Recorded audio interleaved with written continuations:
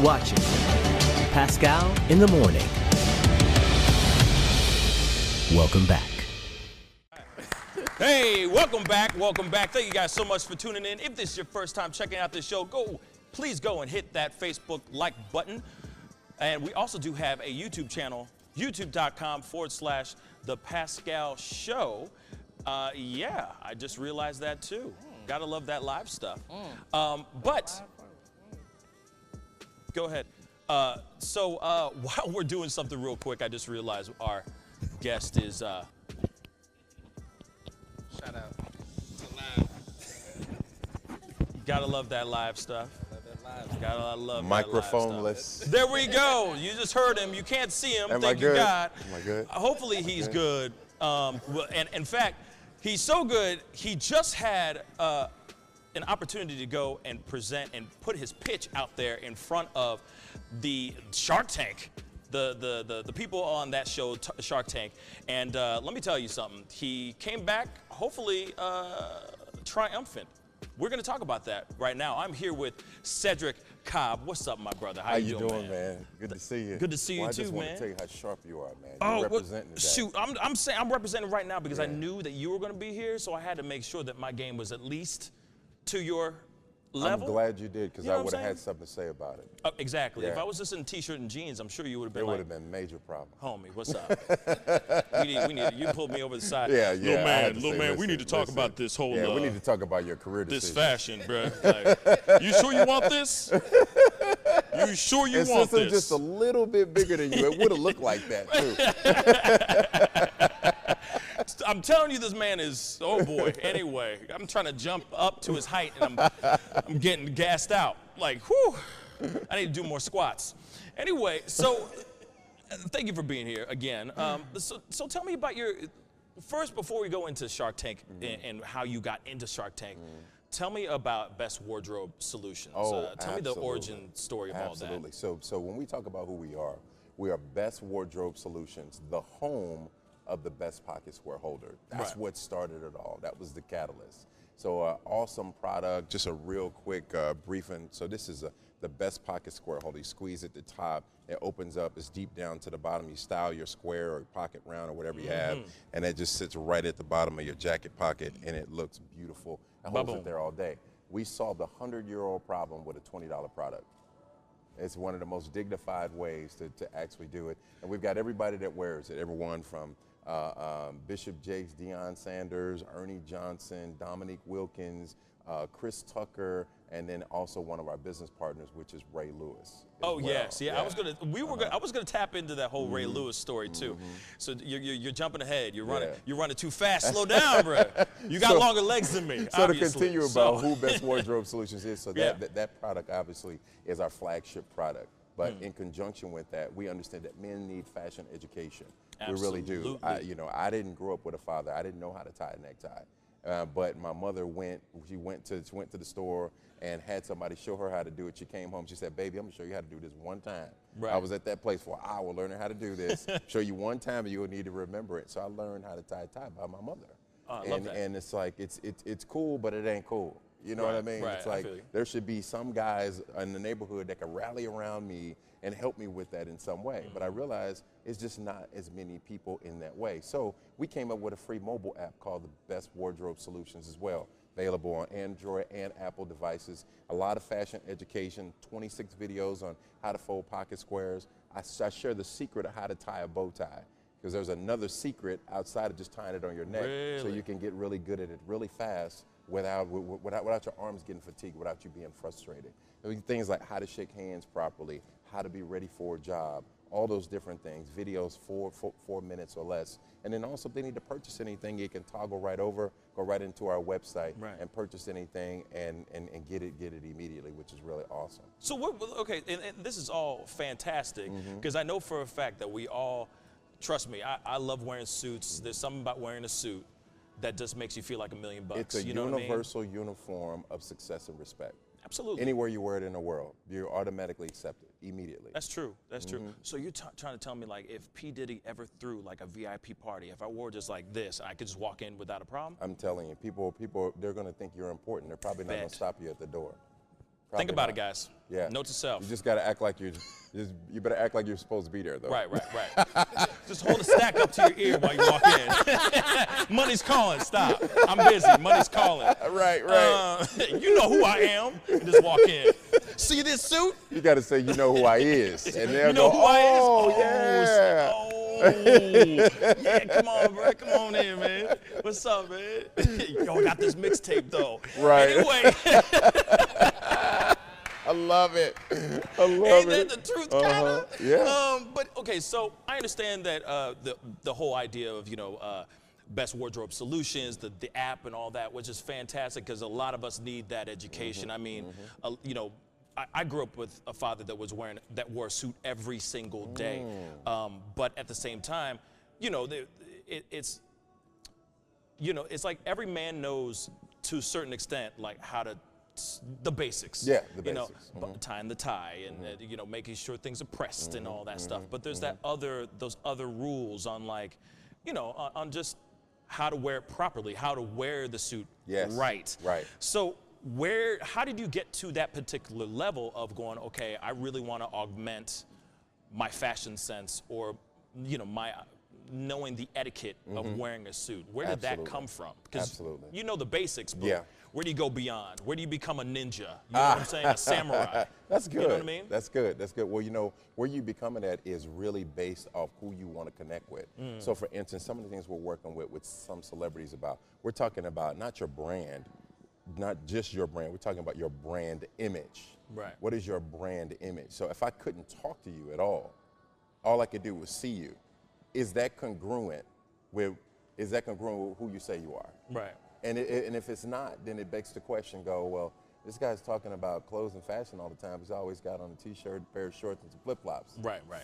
What is that? Or is it fashion for the surf shop? Or, what is that? Right. And so it's important to display that level of congruency. I don't typically dress for comfort. What I do, although this is comfortable for me, okay, of course, but I dress for connection. So if you really want to connect with someone and you are attractive, it just creates this straight pathway between you two where you can really communicate without any barriers. If for some reason there's a barrier because your hair is a certain way or your beard's too aggressive or whatever it may be, people hesitate. They do. It's 75% of humans are non-confrontational. So since they are, why create a barrier if you don't have to? Right. So when you talk about how do you really become that ninja, it's all based off what do I want to project, who do I want to connect to, and if that is, then everything else should fall in line behind it. There should be this congruency across your entire brand image. That's nice. And you know what, in order to get that, you may know the basics, but that's where I come in for all the additional embellishments and understanding that, certain environments, this may not work, okay? Right. But what will work is you put a pair of jeans on with it, a pair of sneakers that matches your pocket square, wear no tie and a good-looking shirt, and you're still appropriate. You're still actually maybe like a level up, but you're very relatable and you look really important. Yeah. But then there's certain environments where you go, no, we can be a little bit more flamboyant with this tie now. Right. Right. Let's mix it up. Let's flip the pants. Those types of things, and then also the cuts of your pants. Some guys are wearing pants that are ultra tapered, they're over tailored, and they look good for high fashion, but don't go to the job interview like that. Right. I see what You know you're what saying. I mean? So Wow. So I don't typically say, no, don't do that. Stop doing that. Like prom right now, there's parents that are upset at their kids right now. Why do you keep doing your pants like this? You're never going to be able to wear them again, and blah, blah, blah, blah, blah, blah, blah. Well, guess what? That's okay right now. For now. That's okay right now. Yeah. Let them do that. They can only wear it like that when they're going out, hanging out with their friends or going to prom. They just can't do it in the job interview. Right. It's a teach tape to help them understand, okay, you get to get that one off. Now let's talk about how you need to have this other dimension of you too. I like that. Well, then let me ask you this then, because as we all know, a good suit is easy to find, but it's very expensive. In most cases, yes. In most cases. So when it comes to people who are balling on a budget, but they still want to look sharp, what's your go-to advice for that? The biggest thing with that is getting some really good basics. So what I mean by that is that it's not time to buy like what we have on. what we have on, that's not the first thing to go out and buy Yeah. because this is going to be too memorable. You may be photographed in it multiple times. People are going to know that dude got one suit. Right. He got 2 suits. You You know, look good, though. Yeah, you look good, right? But it's on every single, damn. But it's important. It's important for you to have those basics that you can mix, mix and match. And when you talk about balling on the budget, what you want to do is buy at the highest level you can first. But then the most important thing is your alterations. The best relationship that you'll have as it relates to suiting, things of that nature, is with your tailor. With your tailor and your seamstress, which we've got about 12 of them. Of course. But it's really important because they'll make sure you got the right fit. And guys are made different. Some guys are barrel chested. Some guys are made more super athletic. Some guys got super huge chests and back and arms and all that. And some of them are like, you only can do custom. So in certain situations, it's just not enough alterations to fix it. Right. But in more cases than not, we can make you look extremely good just with your alterations. That's nice. So your suit may only cost $100, $150. You may have to put about $80 to $85 in alterations in it, but it's going to fit awesome. Right. And that's what's worth it. You don't want to look like your suit's wearing you. You want to look like you're wearing a suit. Absolutely. So obviously you get your stuff custom. Yes. I Well, would I do. assume. Well, Just an assumption. wasn't always that way. So then where were you getting your stuff It then? wasn't always that way. You know, I was struggling just like other big guys, man. I come in the store, I'm like, hey, can you take me to the section? This guy, I did wear like a 50 extra long. Y'all got any of those? They take me to this little section. It's like 8 little suits, and I push everything out of the way. I look at every suit like that. And so a lot of times they only had like the same thing over and over and over and over again. Right. So then over time, you start to look at different designers like you know, Stephen Land and Stacey Adams and Fubu back in the day and all those other ones. And a lot of times they made suits a little bit more for that broad-chested guy. Right. Because I'm not big and tall, I'm more like big and athletic. Right. So athletic speaks to the size of your chest versus the size of your waist. And there's a drop that's between the two. Right. So I have like a 50-inch chest, but then I also have only like a 40, 41-inch waist. That's a 9-inch drop. Off the rack, it's not that big. Right, The right. drop is only like 6 or 5. So it always requires a lot of alterations. Man. It really does. So you was just doing the best I could. Right, but now like everything is, you have everything Everything's custom tailored now. now. Yeah, everything's custom now. But I do have some other designers out there that really want me to kind of put my thing. They want, hey, I want you to wear that. Right, and I'm right. like, okay, cool. So they do have some sizes that work, and I still have to get it tailored a little bit. Yeah. Yeah. So I can hook you up, man. Yeah, I was gonna say, how many suits you got now, bro? I don't know. They're growing. They're growing. It just keep they're going. They're growing. I now. got like, they're I growing. don't even know. They're growing. Yeah. They're growing. They You are. never and- sat down and just counted it out? Just Well, you know what? You know? I'm purging right now. I'm purging right now. So okay. I'm flipping some stuff out, flipping some stuff in, that type thing. So I don't really know what that number is yet. Right, I feel But it. again, it's about the quality of what you wear though. Some people, like for instance, over the years you're going to accumulate a lot of suits just because it's just a natural Right. way of doing things. But I've talked to guys that, oh, I got 150 suits. And I say, okay, well, let's go ahead and do a wardrobe assessment. I go and I get in their closet. I'm like, donate, Yeah. donate. This has 20 buttons down the front of this. Right. Get rid Bye. of this thing, donate this. Oh no, what is all this? Get rid of Yeah. that, you know, and by the time you're done, they really only got like 8 out of 150, but you got to think they got waves of style that's in there. Right, right. It's like they got, you know, the old was gonna school say that seersucker, old grown the man old R&B loving. super Right, right. polyester, and you mess around and scratch yourself up if you Yeah. touch the material. You can start a fire, you can strike a match off Right, of it. right, Like, right. get rid of that, you know. Yeah. Let the Goodwill have that thing. So it's not really about the quantity. It's really about the quality of what you have that's functional in your closet. There may be a handful of things you hang on because you may be like, no, this is going to come back one day. I'm going to hang on to this. So you can hang on to that one. You're like, I like this This pattern, one's going though. to come back. This pattern's Yeah. gonna come You know, back. these bell bottoms, man, I'm telling you, they're going to make a comeback. You're These like, platforms, these I'm going to get you sucker platform, I ain't getting rid of them. So that's okay if they want to do that. But let's make sure the stuff that you do have that's functioning is good. Yeah. So let me ask you about the start of everything. What were you doing before you started this company? Before I started this company, I was like a maniac in corporate America. I was always been a fast tracker in every company I've ever worked in. So right before I started this company, I was working for one of the top advertising agencies in the country. I was one of their top performers. And so I had all expense paid trips across the country and all those types of things. And the reason that worked is because every job I ever had, I was always a manager or a leader in retail. So I always had a team to manage. So my last job I just had to manage me. Right. I'm like, you know what? I can manage me. That's easy. I'm used to being a district manager, having the 135 employees across the country, and I got 5 different states I got to manage. I'm on the road all the time. And then all of a sudden I'm in an office, you work from 9 to 5, and you kind of make your own schedule and you manage yourself. I was like, this is a layup. Yeah. It's a layup. Right. And so primarily my background has been in retail management, cell phone business. I did some great things in that industry, and also the optical industry as well. But my real true roots came from my mother and my grandmother. I used to do flea markets at Soulard Market every Saturday of my teenage years. Wow. All my buddies were at home, chilling, watching cartoons, eating cereal, whatnot. I was getting up at 5 o'clock in the morning, hustling. getting down there, selling, making money, greeting people, Yeah. really cutting my teeth on how business works. Right, learning the art of the deal. Absolutely. I like that. And some of my friends, but they used to fake being sick so they didn't have to go with their moms and stuff like that. I'm like, what are you guys doing, man? This is like the fundamentals right here. The fundamentals, and they didn't get it. It's like you'll thank her later, I promise you. Absolutely, Just get and up I do go. thank her. And I thank her so well that my mother's actually my director of product development.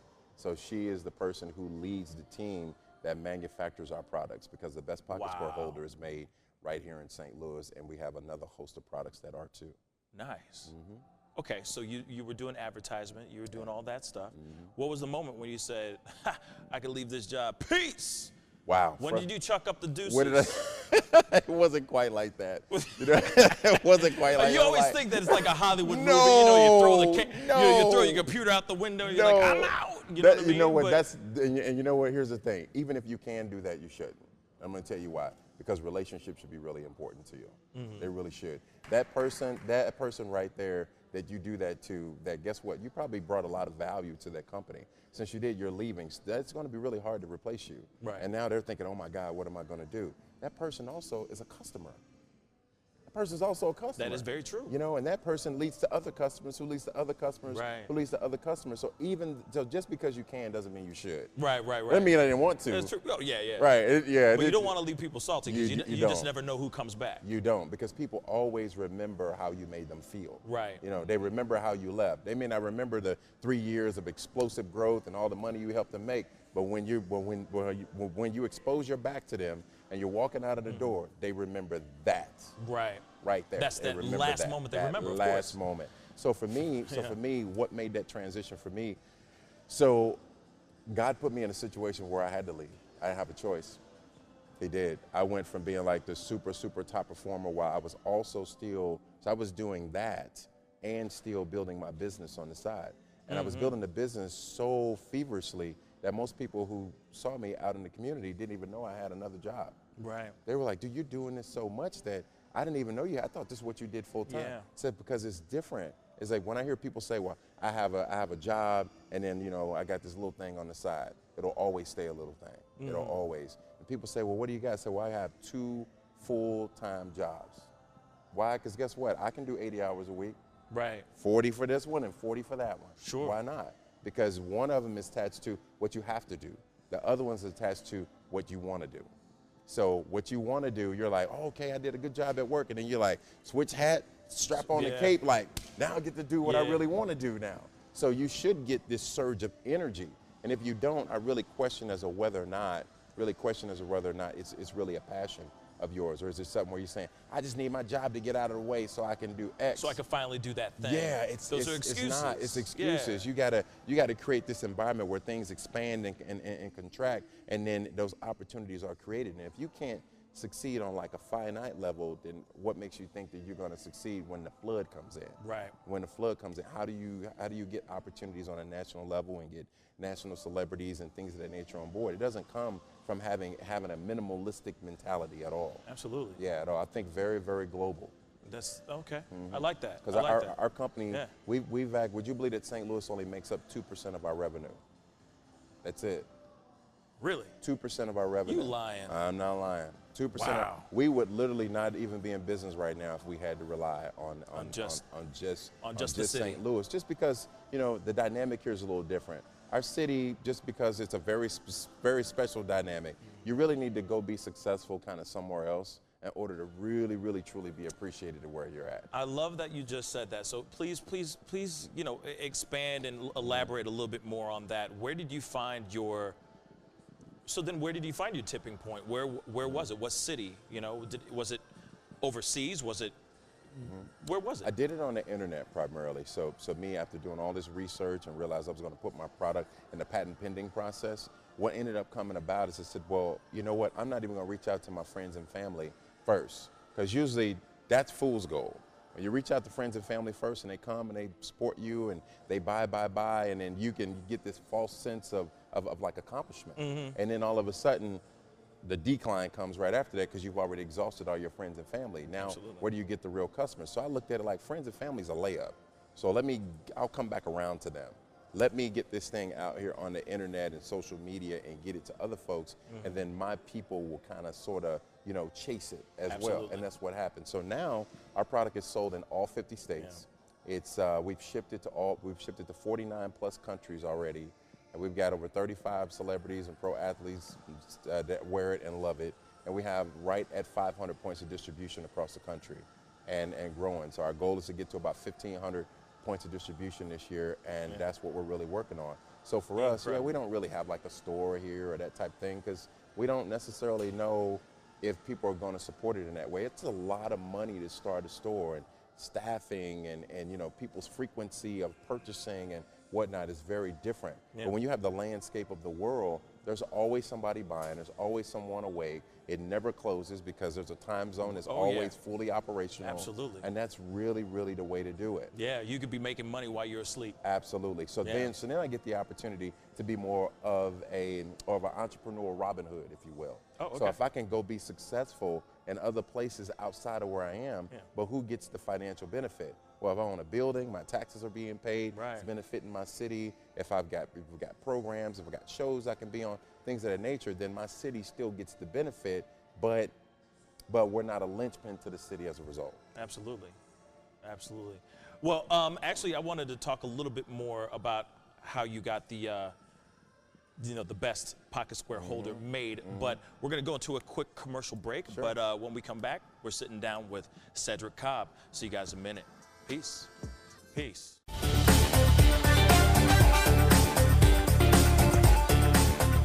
You're going to perform tonight. I can't make this interview boring because this man is too exciting as a host. And I'm truly saying this, and if y'all can't do this, me and this man here is going to leave and go somewhere else where we can get some love. I want everyone in the building to say, I love Pascal on the count of 3. 1, 2, 3. Wow.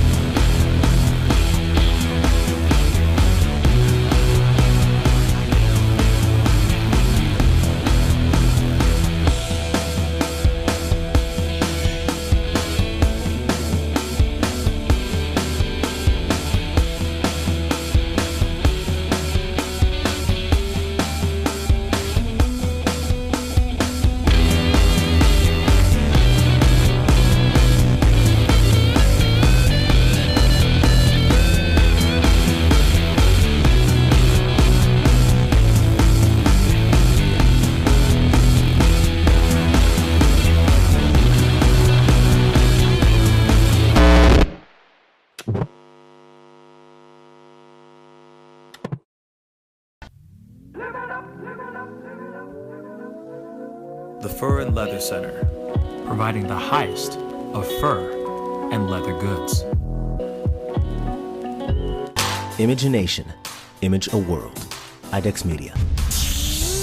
Awesome sauce. Yeah, baby.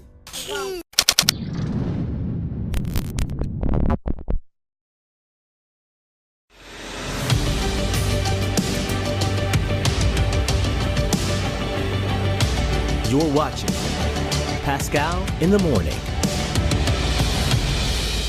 Welcome back. Welcome back. Thank you guys so much for tuning in. Like I said, if this is your first time checking out the show, please go click that like button on our Facebook page. We also do have a YouTube channel. Go hit that subscribe button. It is youtube.com/The Pascal Show. I'm here, still sitting here with Cedric Cobb. And I got to ask you this, so the pocket square holder, right? How did you come up with it? What was the moment? Like, Yeah. I would just love to hear the origin story of that. Were you just sitting chilling one day and then all of a sudden, bang, you're just like, you know what I'm saying? Like, were you looking at a card, like a credit card holder type of thing that holds money in the middle, and you're just like, oh wait, bruh. Like, oh my God, you know what I mean? Like, what, you know what I'm saying? Yeah. It wasn't quite like that. That sounds so good. I wish it was more like that, but it wasn't quite like that. I realized that, number one, a guy has on between $300 to $3,000 worth of clothes at any given time, depending on his economic status. Absolutely. And so my grandmother taught me that, son, you're gonna be a big man one day, and you really want to look the best that you can look. And so if people are gonna have something to judge, they're gonna judge how sharp you are, not how crazy you look. Right. And so with that, attention to detail was really important to her. She's from the South, the big hats with the feathers on them. Oh, yeah. The bag that matched the shoes and everything neatly coiffed it. She was just awesome. Like, she's a big lady too, about 6'1", 6'2", wore 3-4 inch heels every day. I mean, she'd be looking at us eye to eye, I just remember her being like the biggest woman I ever seen in my life when I was like a little kid. I was like, I've never seen a woman this big before. Right. But she was really, really big at that. So when I take this journey and look at it, I was like, okay, well, I love wearing pocket squares. I want everything complete. Yeah. And I was like, why is every time I put this thing in my pocket, it falls down? I get it styled, I'm like, boom, you're looking good. I walk out the door and close the door, and next thing you know, I'm walking down the street, it's like, man, where did it go? It left, it went down in there. Right. And I'm like, so I tried pens, I tried all kinds of stuff. And then I went to the store one day and they're like, oh no, young man, what you really need is this right here.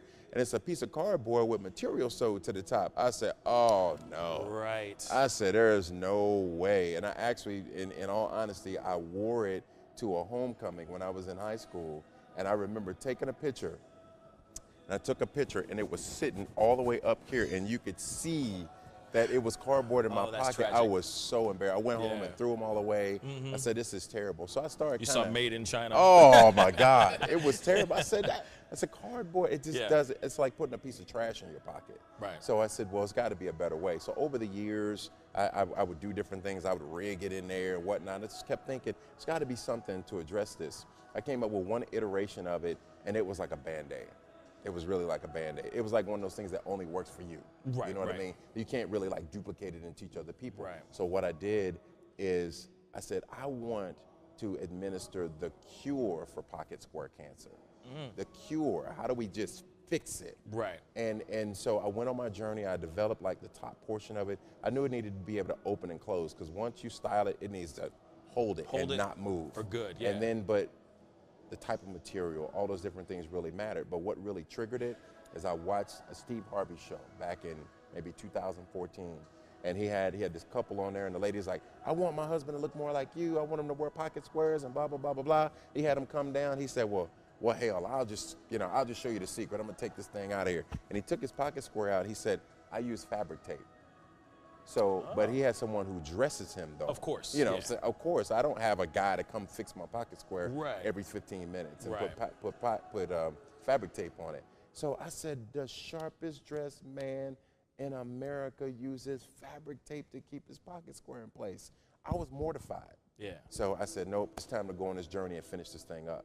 And then so that was when I started looking and doing research on what kind of material, how do I shape it, what's going to make the most sense, how do I source it, how do I manufacture it, how do I make it a duplicatable process, what team do I need to put together. I started to feel every single blank in that was in my head, and I said, okay, it's time to run. It's time to run. And we got it out there, and I was showing guys, this is the cure, man. This is it. This fixes it. And I started to see guys' reaction to it. They were like, I need that. Oh my God. Yeah. I was always hoping there was something out there that would fix it. Like, I need that. Yeah, yeah. Like every guy needs says it. He's not wearing a suit, but he needs it. And the thing we that all makes need it. Yeah, it's terrible. And the thing that makes it so crazy is the prices of pocket squares range anywhere from $5 to $10, all the way up to Tom Ford pocket squares at $180. It's and ridiculous. guess what? The struggle is still the same. Right. It doesn't matter how much your pocket square costs, you're not going to be able to keep it in place. So we tell guys that our product is to a pocket square what a belt is to a pair of pants.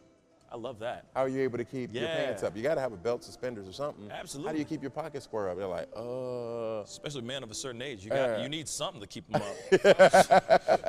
You're putting it over. We don't want to go over the navel. Yeah, we don't want to. Lord, please don't ever let me have to go over the navel. We all got that one uncle. Yeah, you know what I mean? Yeah. The pants is underneath his armpits. Oh, all the way under. You look and go in his pockets up here. All that grown man loving all the way up here. You know what I'm saying? We all got that one uncle. No, hold on. No, he said, you don't know nothing about that. Y'all don't know about that life. It's like, no, we don't. Oh, no, Uncle. We do not. Please. You're entertaining, but no. So tell me about Shark Tank. How did that happen? Wow. You know, how did you pitch that to be on the show? Because obviously everybody and their mom is trying to be on that show. So what made you stand out against the rest? You know what? That is a question you have to ask the Holy Creator right there. It's like what made me stand out. We are in a church. Is only thing I did everything that I could do to be as excellent as I could, and I just had to let God do the rest. Right. I can tell you a little bit about the process, which was really cool.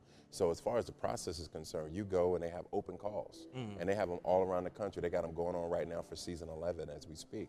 And when I tell you people show out, I mean it is a line wrapped around a coliseum of people that come, and they tell everyone that gets there, that gets a wristband, you're going to get an opportunity to get 2 minutes to make your pitch. Right. Everybody's going to get a shot, and then you just, you got a couple minutes to win it. Right. You got to kill it, So I flew to Texas, hung out with one of my friends, one of my sisters, Margaret, and she was like, I'm calling off work, and I'm going to make sure you got everything you need. And, Right. And so I had my opportunity to walk in there and kill it, and they liked it, and they called me back, and there was a process that took place over a long period of time, and it's a whole lot of behind the scenes thing that make it all work. But it's I can tell you, there's no person, in my opinion, that can say, I'm going to be on Shark Tank and I'm going to do this, and this, and they're going to let me on the show. Right. It's a whole lot of things that you don't necessarily know. Absolutely. You can't necessarily control. That's why it's like God did it. He went and put his finger on it and said, you're going to be on the show. Winning the lottery. I'm going to show you favor with them. Right. Exactly. So but you still have to get in there and kill it. Of course. So let's talk about that too. You got in there, you did your thing. How long was the process, like, as far as being in the room? Because I know they chop it all the way down to a few minutes. So I'm wondering what. Yeah. Well, that part I can't share with you, but what I can share with you, is a lot longer than the 15 minutes that was on television. Gotcha. It's a lot longer. It was a lot longer than the 15 minutes that were on television, and there was quite a few things I was hoping was in there that were not, but I was very, very happy with what they showed. Yeah. Because that easily, there's sometimes people are not necessarily brought together in a positive light, you know, and it can really hurt people. Yeah. It really can, and that's not their intent to hurt. Their intent is to entertain. Absolutely. And so again, when you get in there, you really want to kill it. So I said, I'm going to put my best foot forward. I'm going to walk out of here empty, and I did. And because I had that approach, I also walked out of there with a deal with Damon John. Yeah, the fashion mogul, incredible. the man, the beast, and Damon is an awesome guy too. He's an awesome guy. I believe that. Had so much fun in there, and I have to tell you, the feedback that I've been getting from around the country has just been amazing. A lot of inbox messages, a lot of text messages. People text messaging me, and I'm like, I didn't even know they had my business card, you know? Right. But then I realized I have my phone number on my Facebook page, so I probably need to change that. There you right? go. You might want to take that down. Just a thought. Because now everybody, yo, man, right? I got this mixtape, though. Nah. I'm not the dude to come to. You got to go to Shark Tank. Don't go to me. Like, don't come to me. I'm just gonna refer you to my IP attorney. Exactly. Look. You need to come to this forum that we do. We actually do something called the Entrepreneurship Playbook Forum that we actually teach. I'm in charge of our entrepreneur ministry at a church, and once a month we do it, and it's absolutely free. It's about 2.5 hours long, and we're really getting into business application. Real-time stuff. Why? Because I'm in a real-time business, having real-time problems, and y'all get to be the beneficiaries of it. Yeah. So if they want to go to theadvancingchurch.org and sign up for that, it'll be, I think it's Saturday, May the 26th. No, nice. Which would be really awesome. So people are more than welcome to come. You love it. We even feed you a little bit when you get there. Oh, you get food too, yo? Oh, you get food too? You get food. For $0.00 is pretty awesome. Yeah, so nice. I always say if people don't show up, they ain't serious. Yeah. I'm not going to have a long phone conversation if you can't make time to come to a forum. Absolutely. That is that environment. Absolutely. You know, during the day, your mind's kind of in a lot of different places. People want to talk business. It's like, still got to run a company. Yeah. So, but when you get people in that environment, we're only specifically thinking about business, so so we can pour out more, you know. Yeah, absolutely. We can pour out so much more. Well, you know, congratulations on the Shark Tank thing, because I know that hustle, you know, just to get in there and all that stuff. I wish you were able to make it to our watch party. I apologize. We weren't able to get you an invite to that because I was trying to put a blanket over the whole city. But when I tell you, it was one of the most amazing events because the energy, look, no alcohol there. I got pastors, bishops, executives, attorneys, celebrities, pro athletes, a melting pot of people in that place. Kids, the whole 9 yards. Movers and shakers, people big, are doing stuff. Big, super huge screen. Red carpet was Hollywood level, about a 30-foot red carpet. All the photography team. I have a photography team that is off the chain. Emanon Studios, these guys are at the highest level, hands down. So I can't wait for all the footage to come out. Oh, I know. You guys get an opportunity to see it. But Facebook and the internet is on fire from this event. Right. On fire. I've been seeing all kinds of people going, hey, shout out to Cedric. Shout out to Cedric. I'm like, okay. Like, who's this Cedric dude? Okay. Right? Okay. Like, I get it. How many likes do I have to do, likes, right? man? Damn. No, but that's amazing. But we're going to go to a quick commercial break. But when we come back, we're going to be checking out. The best pocket square holder. So stick around. We'll be right back.